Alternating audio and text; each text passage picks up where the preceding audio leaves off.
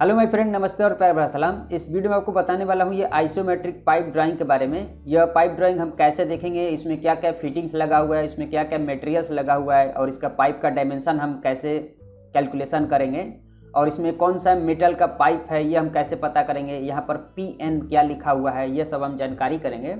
तो जैसे कि मान लीजिए कि आपको किसी भी प्लांट में गए और आपको इस तरीके का ड्राइंग मिला है, तो सबसे पहले हम तो ये देखते हैं कि इसमें नॉर्थ किधर दिया है। तो यहाँ पर नॉर्थ लिखा गया लेकिन यहाँ पर PN लिखा गया है। तो मैं भी यहाँ पर कंफ्यूज हूँ कि ये PN क्यों लिखा गया है। तो हमें ये लग रहा है कि PN का मतलब हो गया कि प्लांट नॉर्थ इधर है, यानी कि प्लांट का जो नॉर्थिंग है इधर है, इसीलिए यहाँ पर PN लिखा गया है। या फिर प्लानिंग नॉर्थिंग इधर रहेगा, प्लान जो ड्राइंग का प्लान किया गया उसका नॉर्थ इधर रहेगा। तो इस तरीके से भी हो सकता है, नहीं तो प्लांट नॉर्थ यानी कि प्लांट का नॉर्थ ईस्ट साइड है, यानी कि ये जो लाइन है यहाँ से, ये जो लाइन है यहाँ पर इस तरीके से नॉर्थ में जा रहा है। अगर हम इधर से आएंगे तो इधर से साउथ में जा रहा है और ये सब जो लाइन है ये डाउन में है, अप डाउन है यहाँ पे ये दोनों लाइन। और ये जो लाइन है यहाँ से ईस्ट की तरफ जा रहा है, अगर हम इधर से आएंगे तो ये लाइन वेस्ट में जा रहा है। तो इस तरीके से ये डायरेक्शन दे रहा है। तो सबसे पहले अगर हम लाइन को इसको फिटिंग करने से पहले हम ये देखेंगे कि ये जो पाइप है इसमें जो कितना इंच का पाइप है और कौन सा मेटल है। तो पाइप फैब्रिकेशन करने से पहले हम ये चीज़ देखेंगे कितना इंच का पाइप है और कौन सा मेटल है।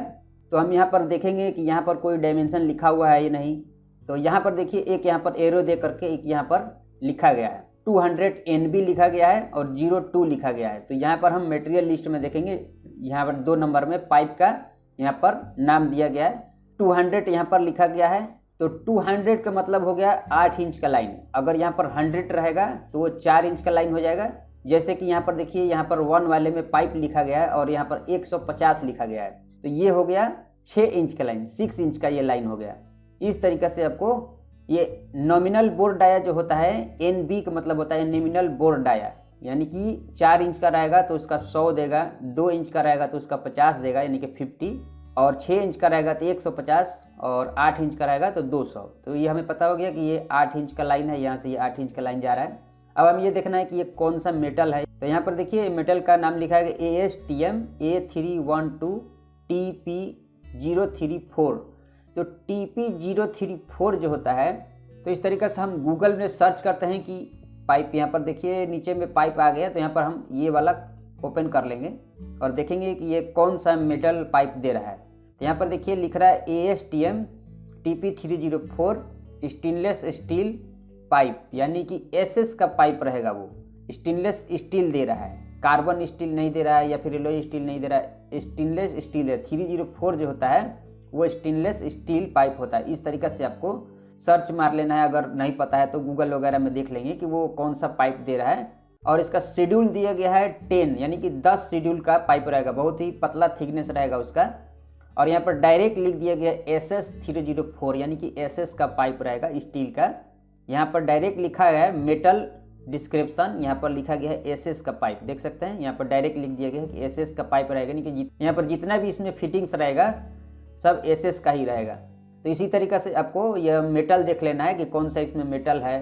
तो इस तरीके से आपको पता होगा कि आपको 8 इंच का पाइप लेना है और उसका 10 शेड्यूल होना चाहिए और उसका ये कोड जो है, ये कोड उसके ऊपर लिखा हुआ होना चाहिए। ASTM A312 TP304 शेड्यूल 10 होना चाहिए और B36.19 ये भी होना चाहिए। और ये मेटल का नाम अलग से लिखा गया है, ये चीज़ आपको उसमें नहीं मिलेगा पाइप के ऊपर। SS304 ये मेटल अलग से लिख दिया गया, यानी कि साफ साफ आपको पता चले कि ये लाइन SS का है, इसीलिए यहाँ पर लिखा गया है। तो अब यहाँ पर हमें ये पता हो गया कि ये जो लाइन है 8 इंच का इधर से जा रहा है और इसमें हमें 10 शेड्यूल का पाइप लेना है और ये SS का पाइप है। मेटल हम देख लेंगे और ले लेंगे। अब हमें क्या करना है कि पाइप को कटिंग करना है, तो हम कितना कितना पाइप को कटिंग करेंगे। तो यहाँ पर देखिए एल्बो सेंटर यहाँ पर डायरेक्ट लिख दिया गया है कि 8 इंच का 305 में रहेगा। यहाँ पर एल्बो है और यहाँ पर ज्वाइंट दिया गया है और यहाँ पर ज्वाइंट का नंबर नहीं दिया गया है। तो ये आपको जो QC होगा, वेल्डिंग QC जो भी होगा, वो अलग से यहाँ पर ज्वाइंट का, सभी ज्वाइंट का नंबर देंगे। इस ड्राइंग पर ज्वाइंट का नंबर देंगे कि वो हर ज्वाइंट का कितना नंबर रहेगा।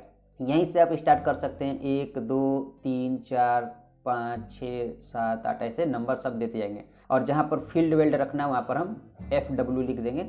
और उसके बाद यहाँ पर हम पाइप का डायमेंशन कितना लेंगे, मान लीजिए यहाँ पर लिखा गया है कि 1 मीटर 50 है, आपको ये पाइप का डायमेंशन लेना है। और ये एसएस का पाइप है। तो एसएस का पाइप कटिंग कैसे करेंगे? गैस कटर से होगा? नहीं होगा, हमें ग्राइंडर मशीन से इसको कटिंग करना होगा। तो ग्राइंडर मशीन से जब हम इसको कटिंग करेंगे और ये 8 इंच का पाइप है तो इसमें हम 50 mm मिनिमम प्लस रखेंगे, ये क्योंकि यहाँ पर फील्ड वेल्ड है इसीलिए हम इसमें 50 mm पाइप को प्लस रखेंगे, क्योंकि कटिंग करने में कुछ खराबी हो जाए या फिर जब हम जहाँ पर इसको इरेक्शन करेंगे तो वहाँ पर कुछ ज़्यादा पाइप लगे 20-30 mm, तो वहाँ पर लगाने में थोड़ा आगे पीछे करने में दिक्कत ना हो, या फिर पाइप जब ये लोडिंग में जाता है जब इधर से उधर तो उसका फेस वगैरह ख़राब हो जाए तो उसको कटिंग करके निकाल सकते हैं। तो इसलिए यहाँ पर आपको जो यहाँ पर फील्ड वेल्ड आता है वहाँ पर थोड़ा सा आपको प्लस करके रखना है। अगर कंपनी बोल रहा है कि ज़्यादा से ज़्यादा नहीं रखना है तो आप 20-30 mm भी रख सकते हैं, नहीं तो 50 mm वैसे ज़रूरी है, मैक्सिमम 50 mm रखिए, ठीक है।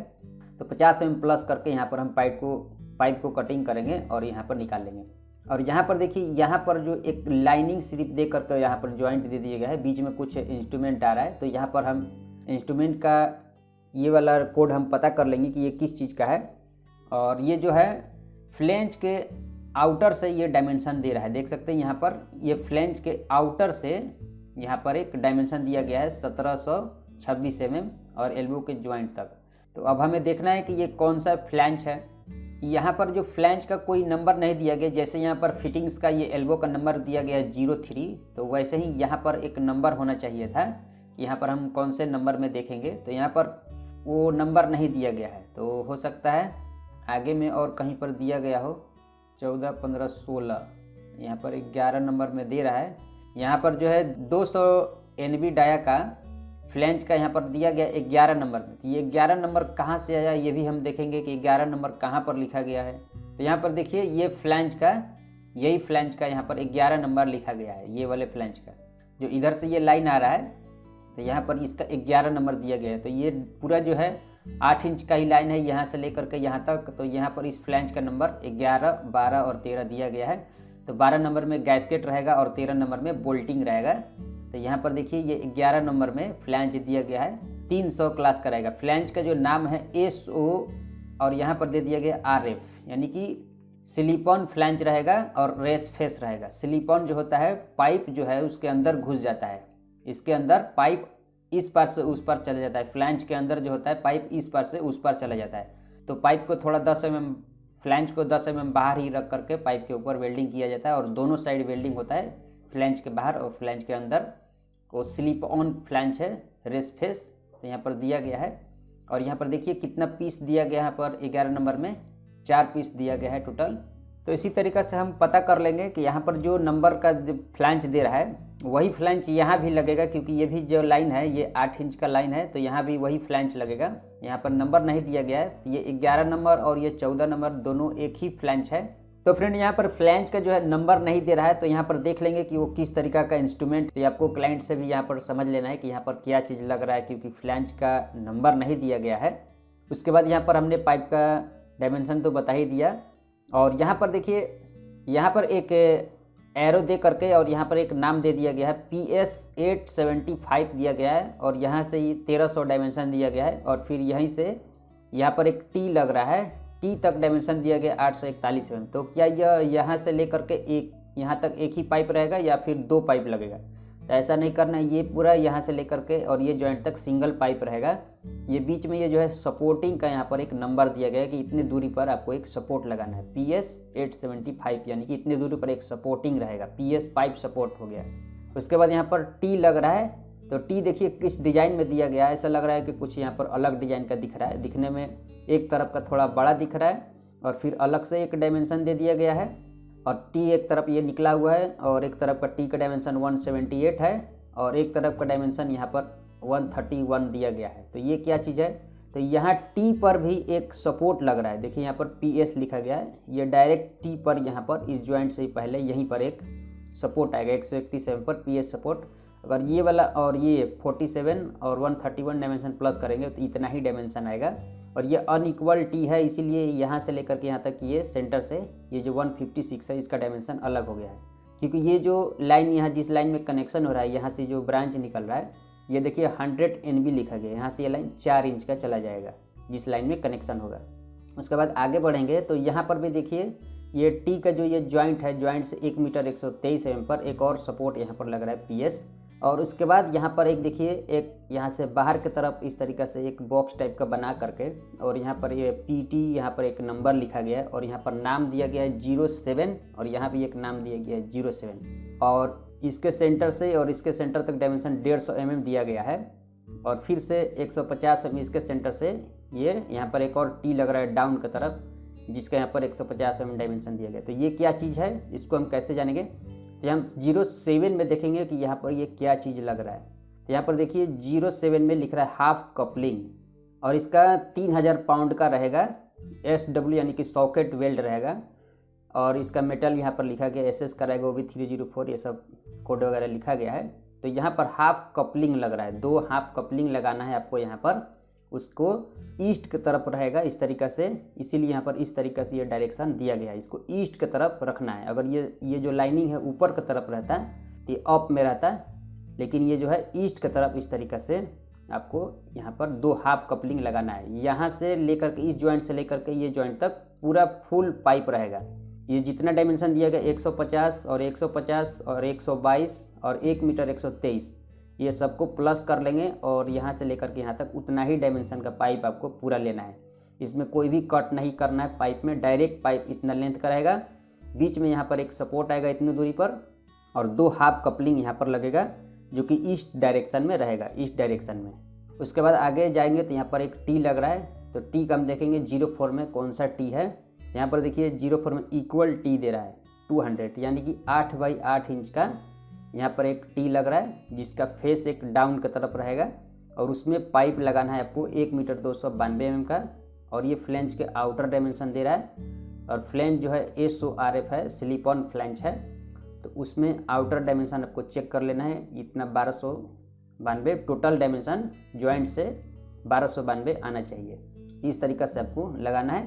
और उसके बाद जो ये जो लगा हुआ है, ये जो व्यू है वाल्व का व्यू है। ये कौन सा वाल्व है, ये देखकर आपको पहचान करने आना चाहिए, ये बटरफ्लाई वाल्व है।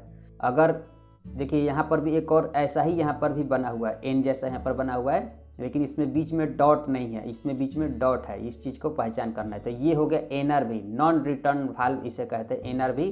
अगर इसमें बीच में डॉट हो गया तो ये हो गया बटरफ्लाई वाल्व। ये दोनों का आप देख लेंगे, वहाँ पर नंबर में M यहाँ पर लिखा गया है, तो ये तो M से पता नहीं चलेगा, लेकिन आपको ये कोड से पता चल जाएगा। AA011 और AA605, ये नंबर का वाल्व आपको लेना है 8 इंच का, और देखना है कि वो कौन सा वाल्व है। तो ये बटरफ्लाई वाल्व है जिसमें डॉट जैसा दिया गया है, और जिसमें डॉट नहीं दिया गया है वो NRV, नॉन रिटर्न वाल्व है, यानी कि चेक वाल्व है। और बीच में एक डमी पीस आ रहा है, जिसका आउटर से आउटर डायमेंशन 150 mm रहना चाहिए, और सिलिकॉन फ्लैंज यहाँ पर रहेगा। और नीचे में आएंगे यहाँ पर, तो एक और यहाँ से लेकर के यहाँ तक एक आपको पीस बनाना है, अलग पीस वो रहेगा। तो उसका यहाँ पर एक रिड्यूसर आ रहा है, ये कौन सा रिड्यूसर हम देख लेंगे, लेकिन ये फ्लैंज से लेकर के रिड्यूसर तक का यहाँ पर डायमेंशन दिया गया है 100 और 150, यानी कि 250 mm का पाइप लेना है। और बीच में एक यहाँ पर वही चीज़ लगाना है, हाफ कपलिंग, जो यहाँ पर कपलिंग लग रहा है वैसा ही यहाँ पर हाफ कपलिंग लगाना है। तो 07 ये भी दिया गया है, देखिए यहाँ पर 07 में हाफ कपलिंग, यहाँ पर 15 लिखा गया है। तो 15 का मतलब यहाँ पर क्या होगा, कितना साइज का लेना है। 15 जो लिख रहा है 15, यानी कि ये हाफ इंच का रहेगा। मेरा एक बार चार्ट आप देख लीजिएगा, उसमें मैं अपने वेबसाइट पर नॉमिनल बोर डाया का इंच में कन्वर्ट करके वो चार्ट एक बना दिया है, वहाँ पर आप वो देख सकते हैं को 15 डायमेंशन कितना आएगा, यानी कि 3/4 का रहेगा या फिर हाफ इंच का रहेगा, वो आपको देख लेना है। 3/4 या हाफ इंच का रहेगा। यहाँ पर हाफ कपलिंग लगेगा, जिसका डायरेक्शन दे रहा है इसको साउथ की तरफ रखना है। जब ये फिटिंग होगा तो इसको साउथ की तरफ रखना है। लेकिन अब आपको ये देखना है फिटिंग करते समय कि यहाँ पर ये रिड्यूसर कौन सा है। अगर ई सेंट्रिक रिड्यूसर है तो आपको फिटिंग करते समय देखना है कि उसका फ्लैट पोजीशन किस तरफ रखना है। तो यहाँ पर अगर फ्लैट पोजीशन होता, अगर ई सेंट्रिक रिड्यूसर होता तो यहाँ पर जरूर कुछ लिखता है, लेकिन ये हमें लग रहा है ये कॉन्सेंट्रिक रिड्यूसर है। अगर इंटरव्यू में कोई सवाल करता है और यहाँ पर कुछ भी नहीं लिखा गया है रिड्यूसर के सामने, तो हम लोग को डायरेक्ट उसको हम कॉन्सेंट्रिक रिड्यूसर कह सकते हैं। अगर ई सेंट्रिक रहता तो यहाँ पर जितना ऑफसेट होता है यहाँ पर डायमेंशन लिखा हुआ रहता, और उसका फ्लैट पोजीशन किस डायरेक्शन में रहेगा वो भी लिखा हुआ रहता है। वैसे हम 6 नंबर में देखते हैं कि ये क्या चीज़ है। तो यहाँ पर देखिए 6 नंबर में लिखा है कि CON यानी कि concentric RED reducer, concentric reducer है और 150 इसका डायमेंशन दिया गया है, एक तरफ का और एक तरफ का 200। 6 इंच बाई 8 इंच का ये कॉन्सेंट्रिक रेड्यूसर रहेगा और ये भी एसएस कराएगा और इसमें क्वांटिटी 2 दिया गया है, यानी कि एक यहाँ पर और एक यहाँ पर 2 लग रहा है। तो ये आपको सिर्फ इसका फ्लैंज का जब आप फिटिंग करेंगे तो फ्लैंज का होल मिला करके प्लम्प में, और इसका डायरेक्शन एक फ्लैंज के 90 जिस तरफ आ रहा है उस तरफ आपको कर देना है। जब आप फिटिंग करेंगे तो इसको फिटिंग करते समय इसको साउथ के तरफ रख करके और इसको बोल्टिंग करना होगा। और नीचे में यहाँ पर रिड्यूसर के बाद एक पाइप आ रहा है, ये 150 mm का, और इसके बाद फ्लैंज आ रहा है। तो यहाँ से लेकर के यहाँ तक टोटल ये एक पीस हो जाएगा आपका। जब आप फिटिंग करेंगे इसको, जब इरेक्शन करेंगे तब उसमें आपको बोल्टिंग जब करते समय इसको साउथ की तरफ रखना है, क्योंकि हमारा नॉर्थ इधर है तो इधर साउथ हो गया, तो इधर ये जो हाफ कपलिंग का जो डायरेक्शन है वो साउथ की तरफ रहना चाहिए।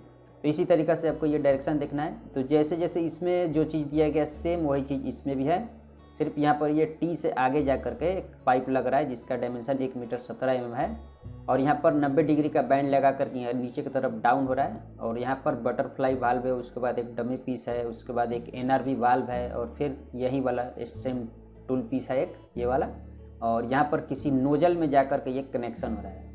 देख सकते हैं उसका यहाँ पर व्यू दिया गया है, जो नोजल में कनेक्शन हो रहा है उसमें ले करके ये कनेक्शन करना है। तो इसी तरीके से इसका फिटिंग्स वगैरह देखना है। तो चलिए मैं आपको इसका एक टेम्पलेट भी बैंड करके दिखा दे रहा हूँ कि इसका टेम्पलेट बैंड कैसे करेंगे। तो यहाँ पर देख सकते हैं इसका जो नॉर्थ डायरेक्शन इधर दिया गया है, तो इधर नॉर्थ हो गया और इधर साउथ, इधर वेस्ट और इधर ईस्ट। तो हम इस लाइन को यहाँ से स्टार्ट करेंगे। तो यहाँ से ये लाइन वेस्ट की तरफ जा रहा है और एल्बो लगा करके यहाँ से लाइन नॉर्थ की तरफ मुड़ रहा है। तो फ्रेंड इस तरीके से हम टेम्पलेट ले लेंगे और अपने सामने हमेशा नॉर्थ मानेंगे और इधर साउथ और इधर वेस्ट और इधर ईस्ट। तो इस तरीके से डायरेक्शन दे रहा था कि लाइन ईस्ट से आ करके और नॉर्थ में बैंड हो रहा है। तो यहाँ पर हम एक बैंड बना लेंगे इस तरीके से, ये बैंड हो गया। यहाँ से लाइन ईस्ट से आ करके वेस्ट में जा रहा था और यहाँ से एल्बो लगा करके लाइन नॉर्थ की तरफ जा रहा है। और आगे में जा करके यहाँ पर एक टी दे रहा है, तो हम यहाँ पर टी बना लेंगे और उसका डायरेक्शन दे रहा है वेस्ट की तरफ।